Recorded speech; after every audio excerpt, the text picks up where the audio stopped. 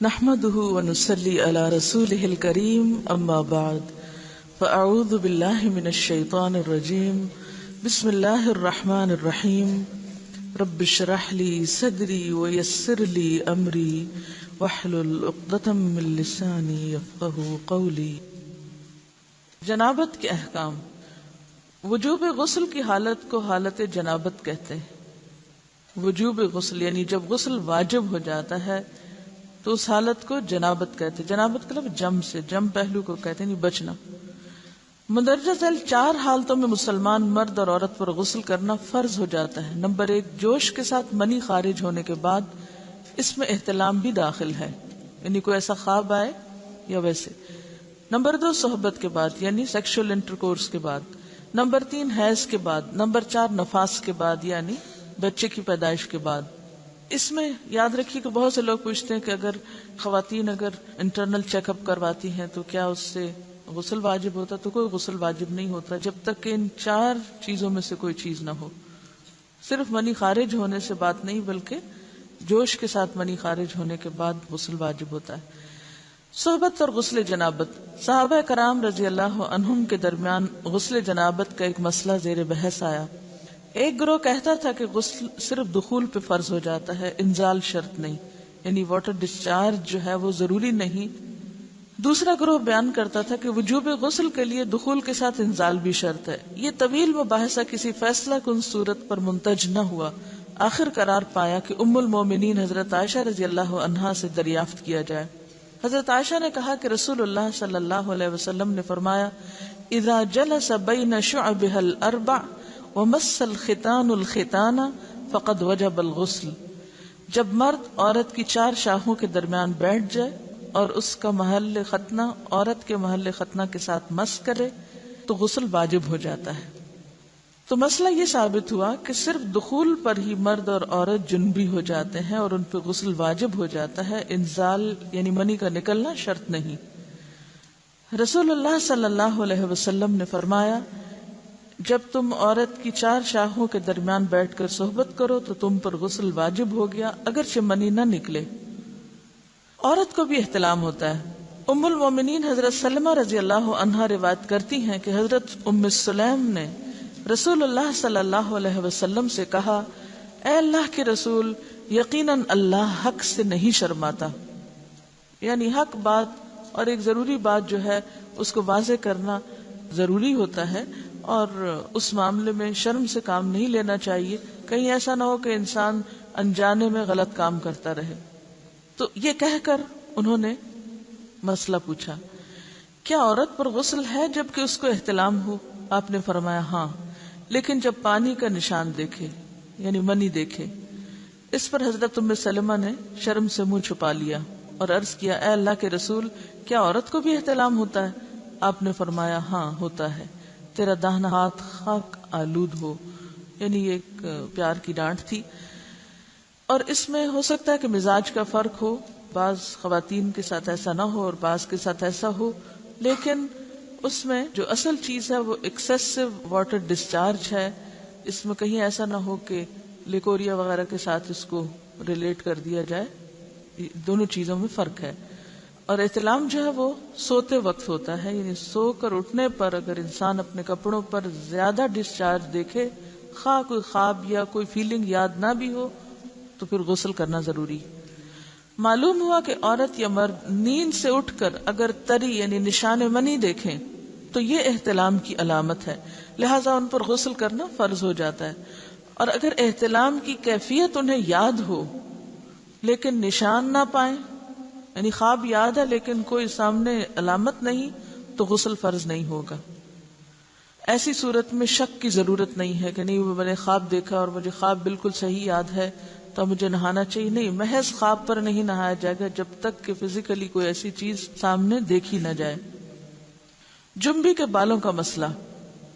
حضرت ام سلمہ روایت کرتی ہیں کہ میں نے کہا، اے اللہ کے رسول صلی اللہ علیہ وسلم، میں اپنے سر کے بال خوب مضبوط گوندتی ہوں، کیا میں انہیں غسل جنابت کے وقت کھولا کروں؟ آپ نے فرمایا، ان کا کھولنا ضروری نہیں، تیرے لیے یہی کافی ہے کہ 3 لپ پانی اپنے سر پر ڈالے، پھر اپنے سارے بدن پر پانی بہائے پس تو پاک ہو جائے گی. یعنی بالوں کی جڑیں بھیگنا، سکن بھیگنا ضروری ہے، سارے بال کھولنا ضروری نہیں ہے. جنبی کے بالوں کا مسئلہ. حضرت عائشہ کو خبر ملی کہ حضرت عبداللہ ابن عمر عورتوں کو غسل جنابت کے لیے بال کھولنے کا حکم دیتے ہیں. فرمانے لگی ابن عمر پر تعجب ہے، انہوں نے عورتوں کو تکلیف میں ڈال دیا، وہ انہیں سر منڈوانے کا حکم کیوں نہیں دے دیتے؟ یہ حضرت عائشہ کی ڈانٹ تھی. یعنی وہ یہ تو کہہ رہے کہ عورتیں بال کھول کھول کے نہائیں، تو وہ پھر سیدھا یہی کہیں کہ عورتیں بال منڈوا لیں. میں اور رسول اللہ صلی اللہ علیہ وسلم ایک ہی برتن میں غسل کرتے اور میں اپنے بال کھولے بغیر سر پر 3 چلو سے زیادہ پانی نہیں ڈالتی تھی. معلوم ہوا کہ غسل جنابت کے لیے بال کھولنے کی ضرورت نہیں، مگر یہ حکم صرف غسل جنابت کا ہے. غسل حیض کے لیے بالوں کا کھولنا ضروری ہے کیونکہ وہ مہینے میں ایک دفعہ ہے. حضرت عائشہ سے روایت ہے کہ انہیں رسول اللہ صلی اللہ علیہ وسلم نے غسل حیض کے لیے فرمایا اپنے بال کھولو اور غسل کرو. اس میں آپ دیکھیے کہ دونوں چیزوں میں فرق کیوں ہے. دونوں کی نوعیت فرق ہے. اور حیض جو ہے وہ ایک نجاست کی کیفیت بھی ہے نا، قل ہو اذی. تو اس کے بعد نہانا اور نہا کر خوشبو لگانا خاص طور پر اس کا سارا حکم آتا ہے. لیکن غسل جنابت میں نجاست کی وہ کیفیت نہیں ہے. یعنی حیض کا خون اور منی جو ہے ان دونوں کے حکم میں بھی فرق ہے. ٹھیک ہے نا. بعض علماء کے خیال میں جو منی ہے اٹ سیلف وہ ناپاک چیز نہیں ہے. اگر کسی کپڑے وغیرہ کو لگ گئی تو وہ کپڑا ناپاک نہیں. اگر اس کو خشک ہونے پر کھرچ کے صاف کر دیا جائے تو کپڑا صاف ہو جائے گا. لیکن خون حیض پر آپ صلی اللہ علیہ وسلم کیا فرمایا؟ چٹکیوں سے مل مل کے اس کو صاف کر کے دھوئے. تو ان دونوں میں بھی فرق ہے. لہٰذا ان دونوں کے بعد نہانے کے حکم میں بھی فرق ہے. ایک میں بال کھولے جائیں گے اور بال بھی دھوئے جائیں گے اور بالوں کی جڑیں بھی دھوئی جائیں گی، جبکہ دوسرے عام غسل جنابت میں بال کھولنا اور پورے بال دھونا شرط نہیں. بہت سی بچیاں ایسی جن کی شادی ہوتی ہے اور اس کے بعد انہیں ان مسائل کا پتہ نہیں ہوتا، یا تو پھر شرم کے بارے نہاتی نہیں، یا نہاتی ہیں تو پھر وہ پورے بال دھو دھو کے سکھانے میں اور ان چیزوں میں اتنا وقت ضائع کر دیتی ہیں کہ پھر بعضوں کا شوہر کی نافرمانی اور آپس کے تعلقات میں ٹینشن، لوگوں کا خوف. تو اگر دین کا صحیح مسئلہ پتا ہو تو انسان ان تمام مشقتوں سے بچ جاتا ہے اور ایک نارمل روٹین کی لائف گزار سکتا ہے. تو اس میں کیا صرف 3 کپ پانی، 3 لپ پانی، یعنی 3 دفعہ کیوں کہ اگر ایک دفعہ ڈالنے سے پوری طرح نہیں بھیگا آپ یہ بھی کر سکتے ٹیپ کے آگے سر کر کے تو ساری اسکن جو ہے سر کی اس کو آپ گیلا کر لیں. پیچھے سے بال جو ہیں اگر لمبے ہیں تو ان کو ایک طرف کر دیں تاکہ پورے بال نہ دھونے پڑے، نہ سکھانے پڑے اور نہ خشک کرنے پڑے، اور باقی جسم پہ پانی بہا لیں. دوسری صورت یہ ہے کہ مگ میں پانی لے کے تو اس کو آپ تھوڑا تھوڑا کر کے پورے کو ایک دفعہ کریں، پھر اس کے بعد دوبارہ کریں اور تیسری دفعہ رول کر کے بالوں کو پیچھے سے شاور کیپ ڈال لیں اور باقی جسم پھر دھو لیں. شاور کیپ سے کیا ہوتا ہے عام طور پر کہ پیچھے کے جو سارے لمبے بال ہیں پھر وہ نیچے گر کے گیلے نہیں ہوتے، وہ آپ کے سر پہ ہی ٹک جاتے ہیں. تو سر کی اسکن دھوئیں اور بالوں کو جوڑے کی شکل میں باندھ کے اوپر شاور کیپ پہن کے پھر باقی جسم کو اچھی طرح دھو لیں. تو اس میں آپ دیکھیں کہ جب بالکل سر کے سکن کا حصہ ہی تر ہوگا، اور یہ 3 دفعہ کرنا ہوگا، ایک دفعہ سے نہیں کام چلے گا، 3 دفعہ کرنا تاکہ کوئی بھی بال برابر جگہ سکن کی خشک نہ رہ جائے. تو اس سے کیا ہوگا کہ جتنا کم بال گیلے ہوں گے اتنے کم دیر میں ان کو خشک بھی کیا جا سکتا ہے اور کسی بھی مشقت کے بغیر انسان نماز پڑھ سکتا ہے. جنبی سے میل جول اور مسافہ جائز ہے. حضرت ابو ہریرہ روایت کرتے ہیں کہ ایک دن بحالت جنابت میں نے رسول اللہ صلی اللہ علیہ وسلم سے ملاقات کی. آپ نے میرا ہاتھ پکڑا اور میں آپ کے ساتھ ہو لیا. آپ ایک جگہ بیٹھ گئے اور میں چپکے سے نکل گیا. گھر جا کر غسل کیا پھر واپس آیا. آپ ابھی بیٹھے ہوئے تھے. آپ نے پوچھا اے ابو ہریرہ تو کہاں گیا تھا؟ میں نے سارا حال کہہ سنایا تو آپ نے فرمایا سبحان اللہ، تحقیق مومن ناپاک نہیں ہوتا. نبی صلی اللہ علیہ وسلم کا یہ فرمان کہ مومن ناپاک نہیں ہوتا، اس کا مطلب یہ ہے کہ مومن حقیقتاً نجس اور پلید نہیں ہوتا. جنابت حکمی نجاست ہے، حسی نہیں. یعنی نجاست کے حکم میں ہے لیکن بظاہر وہ کوئی ناپاک ہونے والی بات نہیں. یعنی شریعت نے مصلحت کی بنا پر ایک حالت میں حکماً اس پر غسل واجب کیا ہے، بس جنبی کے ساتھ ملنا جلنا اٹھنا بیٹھنا اختلاط ارتباط کھانا پینا سب جائز ہے۔ یہاں یہ بات یاد رہے کہ بعض اوقات ایسا بھی ہوتا ہے کہ انسان حالت جنابت میں ہوتا ہے، تو ہمارے ہاں تو اس میں اتنے زیادہ بچیوں کو ڈرایا جاتا ہے کہ ایک قدم بھی اٹھایا تو معلوم نہیں کیا قیامت آ جائے گی اور تم کمرے سے نکل ہی نہیں سکتے جب تک کہ پاک نہ ہو۔ تو بعض اوقات حالات کا تقاضا ایسا ہوتا ہے کہ جس میں انسان کو کچھ ضروری کام نپٹانے پڑتے ہیں، بعض اوقات جیسے بچوں کو اسکول چھوڑنا ہے یا ان کو ناشتہ بنا کے دینا یا کچھ، تو پھر دو ایکسٹریم پہ لوگ چلے جاتے ہیں، یا تو پرواہ نہیں کرتے پاک ناپاک ہونے کی، یا یہ ہے کہ وہ اس چیز کو اتنا ایشو بنا لیتے ہیں کہ باقی سارے کام ان کے متاثر ہو کے رہ جاتے ہیں۔ تو اس چیز کو اپنی حدود میں رکھ کے لائٹلی لینا چاہیے، جو فریضہ ادا کرنا وہ کر لے اور باقی چیزیں جو ہیں ان کو ایشو نہ بنایا جائے۔ یعنی اگر کسی وقت مجبوراً تھوڑی دیر کے لیے گھر سے بھی نکلنا پڑ جائے، جیسے حضرت ابو ہریرہ باہر نکلے ہوئے تھے، تو اس میں بھی حرج نہیں ہے۔ اس کا یہ مطلب نہیں کہ آپ ٹال مٹول کر کے تو دن بھر کی نمازیں گنوائیں، یہ صرف رخصت کی بات ہے یا کیا کر سکتے ہیں آپ اس کی بات ہے۔ اس کا یہ مطلب نہیں کہ یہ ایک عادت یا ایک روٹین بنا لی جائے ناپاک رہنے کی۔ بعض لوگ کچھ کھاتے نہیں پیتے نہیں کہ ہم ناپاک ہیں، کھانا پینا بات چیت لین دین، یعنی اگر کسی کا ہاتھ دوسرے پاک بندے سے چھو گیا تو وہ کوئی ناپاک نہیں ہو جائے گا، یا کسی کپڑے کو ہاتھ لگ گیا یا کسی چیز کو یا کسی کھانے کو، تو وہ کھانا ناپاک نہیں ہوگا، کیونکہ یہ حصی نجاست نہیں ہے، آپ کے ہاتھ میں کوئی گندگی نہیں ہے۔ اگر اس حالت میں کبھی آٹا گوندنا پڑ جائے یا کوئی پیڑا یا روٹی بنانی پڑ جائے، اور دیکھیے کہ بعض اوقات بچے چھوٹے ہیں رو رہے ہیں، ان کو کھانا چاہیے، اور آپ کہیں روتے رہیں جو روتے ہیں، میں تو ناپاک ہوں اس لیے میں تو کوئی کام نہیں کر رہی، تو یہ ایک دوسری ایکسٹریم ہوگی، ایسا کرنا درست نہیں۔ اگر ضرورت کے تحت تھوڑی دیر گھنٹہ 2 گھنٹہ کسی وجہ سے ڈیلے کرنا پڑے، بعض اوقات ایسا ہوتا پانی نہیں ہوتا، تو ایسی صورت میں کیا کریں گے؟ ایسی صورت میں آپ ویٹ کریں گے، بعض سپلائی کا پانی 1 گھنٹے تک آ رہا ہے، تب آپ کوئی کام کاج نہ کریں، اندر مرغی بن کے بیٹھ جائیں کہ میں ناپاک ہوں میں ناپاک ہوں، نہیں، سب کام کریں اپنے، اور جب پانی آ جائے تو نہا لیں۔ ایسے کرنے میں کوئی گناہ نہیں، کوئی جرم نہیں، کوئی غلطی نہیں۔ رسول اللہ صلی اللہ علیہ وسلم نے ایک انصاری کو بلایا، جب وہ آیا تو اس کے سر کے بالوں سے پانی ٹپک رہا تھا۔ آپ نے پوچھا شاید تم جلدی میں نہائے ہو؟ اس نے کہا ہاں اے اللہ کے رسول۔ آپ نے فرمایا حالت جنابت میں اگر کسی سے فوری ملنا ہو اور نہانے میں دیر لگے تو وضو کرنا ہی کافی۔ حضرت عمر نے آپ سے پوچھا میں رات کو جنبی ہوتا ہوں تو کیا کروں؟ آپ نے فرمایا کہ تم اپنے ذکر کو دھو ڈالو اور وضو کرو اور سو جاؤ۔ رسول اللہ صلی اللہ علیہ وسلم جب حالت جنابت میں کھانا یا سونا چاہتے تو نماز کے وضو کی طرح وضو کر لیتے۔ نبی صلی اللہ علیہ وسلم نے فرمایا جو کوئی اپنی بیوی سے صحبت کرے اور پھر دوبارہ کرنا چاہے تو اسے چاہیے کہ دونوں کے درمیان وضو کرے۔ آپ نے غور کیا ہوگا کہ طہارت کے مسائل بہت تفصیل کے ساتھ اور اپنے اندر بہت ڈیٹیلز رکھتے ہیں، اور بہت سے موضوعات ایسے ہیں کہ جو انسان کی ظاہری زندگی نہیں بلکہ اس کی نجی اور ذاتی زندگی سے متعلق بھی ہے، لیکن اس طرح پبلکلی ان کو پڑھانا اور ان کو سکھانا یہ بھی ایک ضرورت ہے، کیونکہ آپ صلی اللہ علیہ وسلم نے انصار کی خواتین کی تعریف کی کہ انصار کی خواتین کتنی اچھی ہیں جنہیں حیا دین کا علم حاصل کرنے سے نہیں روکتا۔ تو سوال یہ پیدا ہوتا ہے کہ آخر اتنی تفصیلات کیوں؟ اور بعض لوگ اس کو ناپسندیدہ قرار دیتے ہیں، تو ایسا کرنا ناسمجھی کی علامت ہے۔ ہم دیکھتے ہیں کہ انسان اگر اللہ کے بتائے ہوئے طریقے کے مطابق زندگی بسر کرتا ہے تو اس میں خیر ہی خیر ہے، اور وہ صرف خیر اس کی اپنی ذات تک نہیں رہتی، بعض اوقات دوسروں کی بھلائی کا ذریعہ بھی بن جاتی۔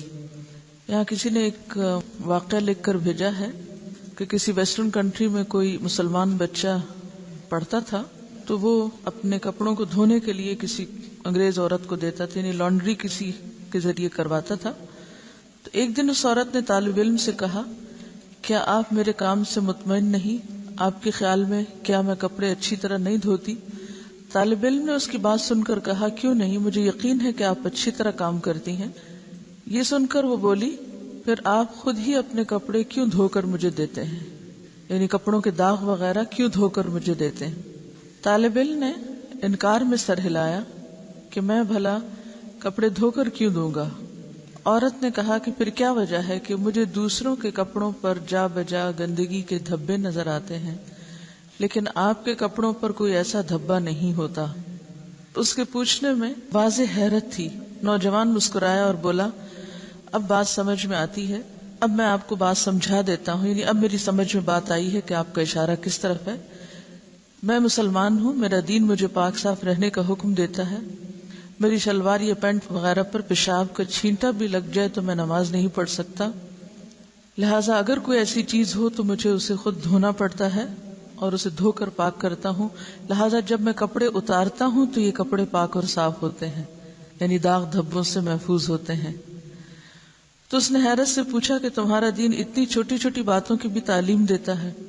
نوجوان نے کہا، ہاں، ہمارے رسول صلی اللہ علیہ وسلم نے ہمیں یہ حکم دیا ہے کہ ہم جب بیت الخلاء میں جائیں تو دعا پڑھیں، جب باہر آئیں تو دعا پڑھیں، کپڑے پہنوں تو دعا پڑھوں، کھانا کھا کر فارغ ہو کر گھر سے نکلتے وقت، سوتے جاگتے وقت، زندگی کے ہر کام یا ہر موقع پر ہمارے رسول نے ہمیں دعائیں سکھائی ہیں، اور اس کے ساتھ ہی یہ کہ ان تمام باتوں کے ادب آداب بھی سکھائے ہیں۔ تو اس انگریز عورت کو وہ باتیں بہت دلکش اور حیران کن محسوس ہوئیں، اور کچھ دن تک وہ اس طالب علم کی عادات کا مزید جائزہ لیتی رہی، اور بالآخر اسلام اس کے دل میں گھر کر گیا اور وہ مسلمان ہو گئی، اور اس کے بعد اس نے اپنے گھر کے دوسرے افراد کو بھی مسلمان کیا، اسے ایک خاتون نے۔ تو بات یہ کہ بات تو چھوٹی سی ہے لیکن ایک بہت بڑا فرق ڈال دیتی ہے، لیکن افسوس یہ کہ آج مسلمان ہی یہ آداب اور اخلاق بھول گئے، کیونکہ بہت سے مواقع پر ایسا بھی ہوا ہے ہمارے ساتھ کہ جب ہم نے الوداع میں پرانے کپڑے مختلف، جیسے سیلاب آ گیا یا زلزلہ آ گیا یا کچھ، تو اس موقع پر نئے پرانے سب مٹیریلز جب اکٹھے کیے گئے تو بلیو بھی بعض اوقات کپڑوں پر خون کے دھبے، گندے داغ اور نجاست وغیرہ بھی لگی ہوئی پائی گئی، جسے دیکھ کر بے انتہا افسوس ہوا کہ ایک مسلمان لڑکی جو بالغ ہو چکی، اس کو اس کی ماں نے یہ ادب نہیں سکھایا، یہ طریقہ نہیں سکھایا کہ لباس کو صاف کیسے رکھتے ہیں۔ بھلے آپ کو کپڑا کسی سے بھی دھلوانا ہو، یا آپ کو دوبارہ نہیں پہننا، یا آپ کسی غریب کو دے رہے ہیں، مسلمان کا تو لباس اتارتے وقت بھی طریقہ یہ ہوتا ہے کہ جب وہ اتارے تو ایسے ہی اتارے کہ جیسے وہ نجاست سے صاف ہے۔ تو بعض اوقات ہم غفلت میں ایسی حرکتیں کرتے رہتے ہیں، اور اس کا غلط امپریشن نہ صرف یہ کہ اپنے گھر والوں پر، اپنے قریبی لوگوں پر، بلکہ دوسرے ادیان والوں تک بھی اس کا دائرہ بعض اوقات پھیل جاتا ہے۔ تو ان معاملات میں جو بظاہر لوگوں کی نگاہوں سے چھپے ہوئے ہیں، ہمیں اپنی باطنی زندگی میں، نجی زندگی میں، داخلی زندگی میں، پرائیویٹ لائف میں بھی اللہ کے تقوی کا ثبوت دینا ہے اور ان تمام چیزوں کا خیال رکھنا ہے۔ حائضہ سے صحبت کرنے کی ممانعت۔ حیض کی حالت میں عورت سے مجامت کرنا سخت گناہ ہے۔ اللہ تعالیٰ نے قرآن مجید میں فرمایا فَاعْتَزِلُوا النِّسَاءَ فِي الْمَحِيضِ، یعنی واضح قرآن کا حکم ہے، پس ایام حیض میں عورتوں سے کنارہ کشی کرو، یعنی کنارہ کشی سے مراد لین دین اور بالکل تعلق ختم کرنا نہیں، مراد یہاں پر سیکشل انٹرکورس ہے، یعنی صحبت نہ کرو۔ اگر کوئی اس گناہ کا مرتکب ہو جائے تو اس کی بابت نبی صلی اللہ علیہ وسلم نے فرمایا، جو شخص بحالت حیض اپنی عورت سے صحبت کرے تو اسے چاہیے کہ نصف دینار صدقہ کرے۔ دینار 4.5 ماشے سونے کا ہوتا ہے، تو نصف دینار 2.25 ماشے سونا ہوا۔ 2.25 ماشے سونے کی قیمت صدقہ کرے، یعنی کسی مستحق کو دے اور آئندہ کے لیے توبہ کرے۔ مزی کے خارج ہونے سے غسل واجب نہیں ہوتا۔ سیدنا علی رضی اللہ عنہ بہت طاقتور جوان تھے، آپ کو اکثر مزی آتی، آپ کو مسئلہ معلوم نہ تھا کہ مزی کے خارج ہونے پر غسل واجب ہوتا ہے یا نہیں۔ چونکہ رسول اللہ صلی اللہ علیہ وسلم کے داماد تھے، اس لیے بالمشافہ دریافت کرتے حجاب آیا، یعنی آپ کو شرم محسوس ہوئی، تو اپنے دوست مقداد سے کہا کہ وہ مسئلہ دریافت کریں۔ حضرت مقداد نے نبی صلی اللہ علیہ وسلم سے پوچھا، آپ نے فرمایا مزی کے خارج ہونے پر غسل واجب نہیں ہوتا، صرف وضو کرنا چاہیے۔ نبی صلی اللہ علیہ وسلم نے فرمایا اگر مزی خارج ہو تو آلے تناسل کو دھو لو اور وضو کر لو. نیز فرمایا اور کپڑے پر جہاں مزی لگی ہو ایک چلو پانی لے کر چھڑک لینا کافی ہے. اب اس میں یہ جو مختلف ٹرمز استعمال ہو رہی ہیں ان میں فرق کیا ہے، یعنی مزی اور منی کا فرق کیا ہے؟ مزی اس چپکتے ہوئے لیسدار پانی کو کہتے ہیں جو شہوت کے وقت ذکر کے سرے پر نمودار ہوتا ہے، یعنی کہ جو اچھل کر نہیں نکلتا بلکہ ویسے ہی ویٹنس ہوتی. اور منی عضو مخصوص سے لذت اور جوش کے ساتھ ٹپک کر خارج ہونے والا سفید مادہ ہوتا ہے جس سے انسان پیدا ہوتا ہے. اس کے خروج سے آدمی پر غسل فرض ہو جاتا ہے. ودی وہ گاڑھا سفید پانی جو پیشاب سے قبل یا بعد خارج ہوتا ہے، اس کے نکلنے پر غسل کرنا ضروری نہیں. یا اسی طرح لیکوریا بھی اس میں آ جاتا ہے. جن عورتوں کو سفید رطوبت یعنی لیکوریا کی شکایت ہوتی ہے اس سے بھی غسل لازم نہیں ہوتا، حسب معمول نمازیں ادا کرنی چاہیے. لیکوریا کا جو سیکریشن ہے اگر وہ کپڑے پر لگ جائے تو اسی طرح چلو بھر پانی سے اس کو صاف کر لینا چاہیے. حائضہ کو چھونا اور اس کے ساتھ کھانا جائز ہے. حضرت انس رضی اللہ عنہ روایت کرتے ہیں کہ جب عورت حیض سے ہوتی تو یہودی اس کے ساتھ کھاتے پیتے نہیں تھے، تو رسول اللہ صلی اللہ علیہ وسلم نے فرمایا حائضہ سے ہر کام کرو سوائے جماع کے، یعنی حائضہ سے کھانا پینا، اٹھنا بیٹھنا، ملنا جلنا، اسے چھونا، بوس و کنار وغیرہ سب جائز ہے سوائے مجامت کے. حضرت عائشہ روایت کرتی ہیں کہ رسول اللہ صلی اللہ علیہ وسلم مجھے حالت حیض میں ازار باندھنے کا حکم دیتے سو میں ازار باندھتی. آپ مجھے گلے لگاتے اور میں حیض والی ہوتی. حضرت عائشہ سے روایت ہے کہ نبی صلی اللہ علیہ وسلم نے مسجد میں اپنی اعتکاف گاہ سے مجھے بوریا پکڑانے کا حکم دیا. رگ، بوریا کیا تھا؟ رگ یعنی کپڑے کا پیس، یہ جے نماز جیسے ہوتی. میں نے کہا میں حائضہ ہوں. آپ نے فرمایا تیرا حیض تیرے ہاتھ میں نہیں ہے. اور اس حدیث سے لا علمی کی بنا پر آج تک لوگ تسبیح کو ہاتھ نہیں لگانا، جے نماز کو ہاتھ نہیں لگانا، جے نماز پہ بیٹھنا نہیں، اور اگر حالت حیض میں کوئی کپڑے پہنے تو دوبارہ نہیں پہن کے نماز ان میں پڑھنی، یا یہ کہ بستر کی چادریں وغیرہ دھونا ہے، یا اور بہت سے تردد کیے جاتے ہیں. تو یہ سب خود ساختہ باتیں ہیں، ان کی کچھ حقیقت نہیں.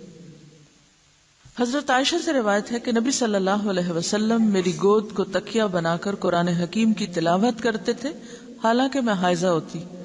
اب یہاں بھی آپ دیکھیے بہت سی خواتین پوچھتی ہیں کہ کیا ہم اس حالت میں قرآن کی مجلس میں شریک ہو سکتے ہیں یا نہیں، وہاں بیٹھ سکتے ہیں یا نہیں. تو آپ دیکھیے کہ آپ صلی اللہ علیہ وسلم حضرت عائشہ کی گود میں سر رکھ کے قرآن پڑھتے جبکہ حضرت عائشہ حیض سے ہوتی. حائضہ کے قرآن پڑھنے کی کراہت. اب حائضہ خود کیا کرے؟ کیا قرآن پڑھ سکتی ہے یا نہیں؟ ذکر کر سکتی ہے یا نہیں؟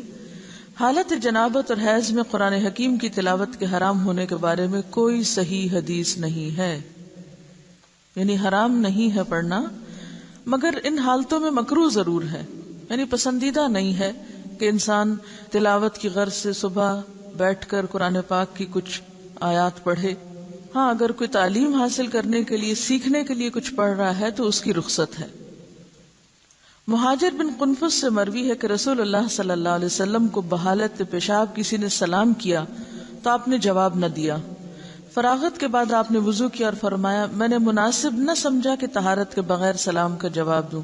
اس کا یہ مطلب نہیں کہ طہارت کے بغیر کہ جب اگر کسی نے وضو نہیں کیا ہو تو وہ سلام کا جواب نہ دے، یا اگر آپ بے وضو اور کوئی آپ کو سلام کرے تو آپ جواب نہ دے کہ میرا وضو نہیں ہے.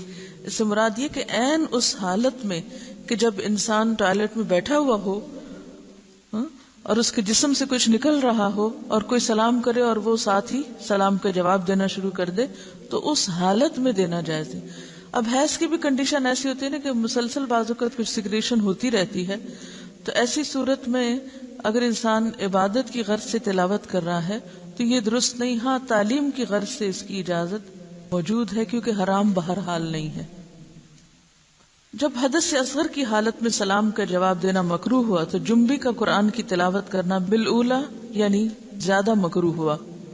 البتہ باقی اذکار کی بابت امام نووی فرماتے ہیں جنبی کے لیے تسبیح اور تحمید، تکبیر اور دیگر دعائیں اور اذکار بالاجماع جائز ہیں، یعنی صبح شام کی دعائیں ہیں یا گھر سے نکلنے کی یا داخل ہونے کی یا جتنے بھی ذکر اذکار کی قسمیں ہیں، یہ ساری کی ساری بالاجماع جائز ہیں کہ انسان اٹھتے بیٹھتے چلتے پھرتے یہ سب پڑھ سکتا ہے، خواہ حالت جنابت میں ہو یا پھر حیض میں۔ اس کی دلیل حضرت عائشہ کی حدیث ہے، آپ فرماتی ہیں میں ایام حج میں حائضہ ہو گئی تو رسول اللہ صلی اللہ علیہ وسلم نے فرمایا بیت اللہ کے طواف کے علاوہ باقی ہر وہ کام کرو جو حاجی کرتا ہے۔ تو اس کا کیا مطلب تھا؟ یعنی حالت حیض میں ہر وہ کام کرو جو حاجی کر رہے ہیں سوائے طواف کے، اور نماز تو ویسے ہی انڈرسٹوڈ تھی کہ اس حالت میں نہیں پڑھنا۔ تو اس سے کیا پتہ چلتا ہے حاجی باقی کیا کام کرتے ہیں؟ ذکر کرتے ہیں، ذکر اذکار دعائیں مانگتے ہیں۔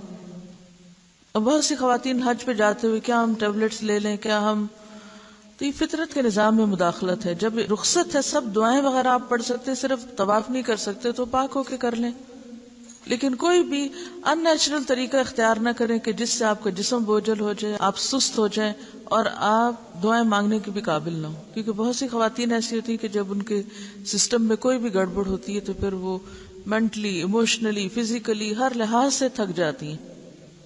تو بجائے اس کے کہ آپ سارا حج کا عرصہ ایک کربناک کیفیت میں گزاریں جس میں آپ کی کسی عبادت میں کوئی خشوع نہ ہو، تو بہتر ہے کہ جو چیز اللہ نے لکھ دی ہے وہ اپنے وقت پر ہو، اس دوران صرف طواف سے اجتناب کیا جائے اور باقی سب کام، ذکر اذکار، جو بھی رمی کرنا ہے، وقوف عرفات ہے، سب کچھ اپنے طریقے کے مطابق کیا چلا جاتا رہے۔ پہلے سعی کا علاقہ جو تھا، سعی کی اجازت تھی، لیکن اب سعی بھی مسجد میں آ گئی، مسعی بھی مسجد میں آ گئی، تو جہاں سے مسجد شروع ہوئی وہاں سے داخلہ بند ہو گیا، الا عابری سبیل، کہ کوئی آپ کو گزرنے کی ضرورت پیش آئی یا اندر کوئی بیٹھا ہوا اس کو بلانا ہے تو وہ گزر کے دے کے واپس آ جائے، بیٹھے نہیں، گزرنے کی اجازت ہوتی ہے مسجد۔ حضرت ام عطیہ رضی اللہ عنہا فرماتی ہیں کہ رسول اللہ صلی اللہ علیہ وسلم نے حیض والی عورتوں کو بھی عید کے روز عیدگاہ جانے کا حکم دیا تاکہ وہ لوگوں کی تکبیروں کے ساتھ تکبیریں کہیں۔ تو تکبیر میں بھی کیا ہے؟ اللہ کا ذکر ہے، اور ان کی دعا کے ساتھ دعا کریں لیکن نماز نہ پڑھیں۔ تو جو چیز بصراحت ممنوع ہے وہ کیا ہے؟ نماز اور طواف، باقی کچھ بھی ممنوع نہیں، یعنی عبادات میں سے۔ حضرت عائشہ فرماتی ہیں کہ رسول اللہ صلی اللہ علیہ وسلم ہر حال میں اللہ کا ذکر کرتے تھے۔ ان احادیث سے ثابت ہوا کہ حائضہ اور جنبی ذکر اذکار کر سکتے ہیں، ٹھیک ہے۔ استحاضہ کا مسئلہ، استحاضہ وہ خون ہوتا ہے جو ایام حیض کے بعد خاکی یا زرد رنگ کا جاری ہوتا ہے۔ یہ ایک مرض ہے۔ جب عورت اپنے حیض کی عادت کے دن پورے کرے پھر اسے غسل کر کے نماز شروع کر دینی چاہیے۔ تو اس میں اصل حکم یا اصل بات کیا ہے؟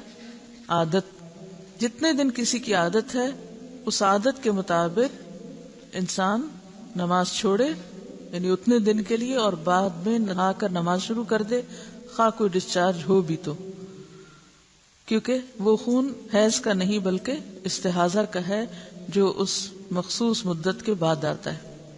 حضرت عائشہ سے روایت ہے کہ فاطمہ بنت ابی حبیش رضی اللہ عنہا رسول اللہ صلی اللہ علیہ وسلم کی خدمت میں حاضر ہوئیں اور عرض کیا، اے اللہ کے رسول، مجھے خون استحاضہ آتا ہے اور میں بوجہ خون استحاضہ پاک نہیں ہوتی، کیا میں نماز چھوڑ دوں؟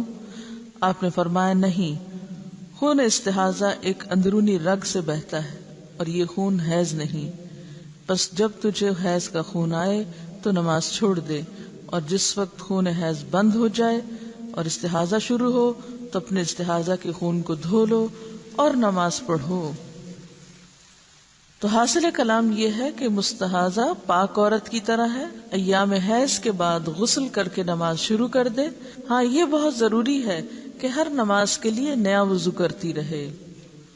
رسول اللہ صلی اللہ علیہ وسلم نے حضرت فاطمہ سے یہ بھی فرمایا، ہر نماز کے لیے وضو کر لیا کرو، یعنی ہر نماز کے لیے نہانے کی ضرورت نہیں، صرف وضو کافی ہے، خواہ پہلے سے وضو ہو بھی، چونکہ ڈسچارج ہوتا رہتا ہے اس لیے وضو باقی نہیں رہتا، دوبارہ وضو کر لیا جائے۔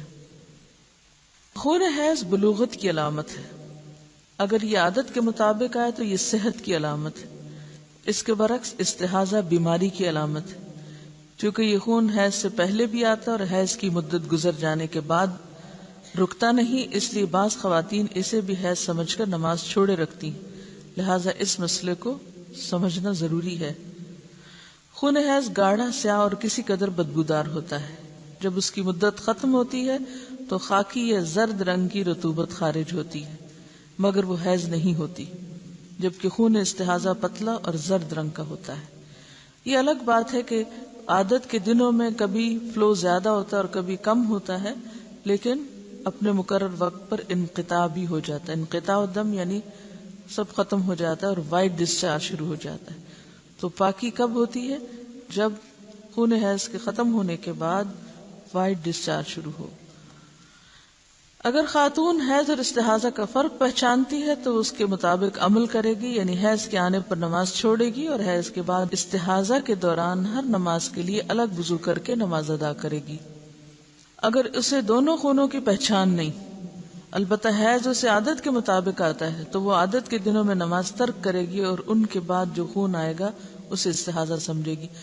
اب اس میں مشکل یہ ہے نا کہ ہر عورت کی عادت فرق ہے، اس لیے اس میں کوئی مفتی کچھ نہیں بتا سکتا، خود ہی اس کا تعین کرنا پڑے گا کہ کن دنوں میں عادت بدل جاتی، کیونکہ عورت کی صرف یہ نہیں کہ اس کو خون کے رنگ سے ہی آپ پہچانیں گے، اس میں دیکھا یہ جائے گا کہ آپ کی اپنی جسمانی کیفیت کب بدلتی ہے، کیونکہ استحاضہ کے خون میں جسمانی کیفیت اتنی متاثر نہیں ہوتی، جبکہ حیض کے دنوں میں اس سے پہلے یا اس کے بعد مزاج پر بھی فرق پڑتا ہے۔ تو مزاج کی تبدیلی سے اور خون کے رنگ کی تبدیلی سے یا اس کیفیت سے یا اس کے زیادہ یا کم ہونے سے بھی حیض اور استحاضہ کو آپس میں الگ الگ سمجھا جا سکتا ہے۔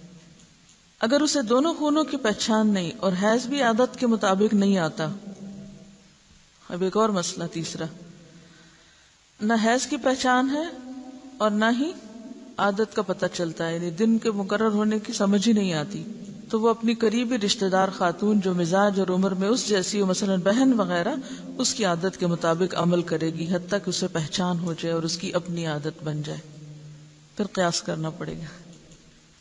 حائضہ کو نماز اور روزے کی ممانعت۔ رسول اللہ صلی اللہ علیہ وسلم نے فرمایا، جب عورت حیض سے ہوتی ہے تو نماز پڑھتی ہے نہ روزہ رکھتی ہے، یعنی نہ نماز پڑھتی ہے نہ روزہ رکھتی ہے۔